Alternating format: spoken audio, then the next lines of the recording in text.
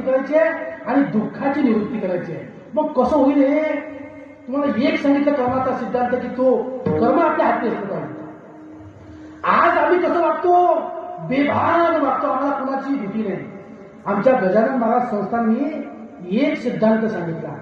माघ शुद्ध सप्तमीला, माघ म्हणजे सप्तमीला ते परब्रह्म प्रगट झालं देवीदास पाटोदांच्या वाड्यासमोर आणि सिद्धांत दिला हो, अन्नाचा कण वाया जाऊ देऊ नका.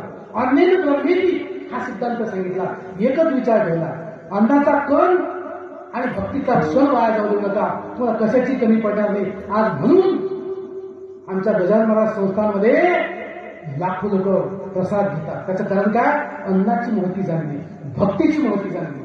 आणि जो भक्तीचं महत्व जाणेल, जो अन्नाचं महत्व जाणेल, तो कधीही उपाशी राहणार नाही, तो कधीही उदासीन राहणार नाही. त्याच्या घरामध्ये आनंद असेल आणि त्या आनंदाच्या प्राप्तीसाठी, त्या सुखाच्या प्राप्तीसाठी एकच उपाय सांगितला, त्या भगवंताचं भजन, त्या भगवंताचं नामस्मरण, त्या भगवंताचं चिंतन. आणि तुम्ही कोण आहात?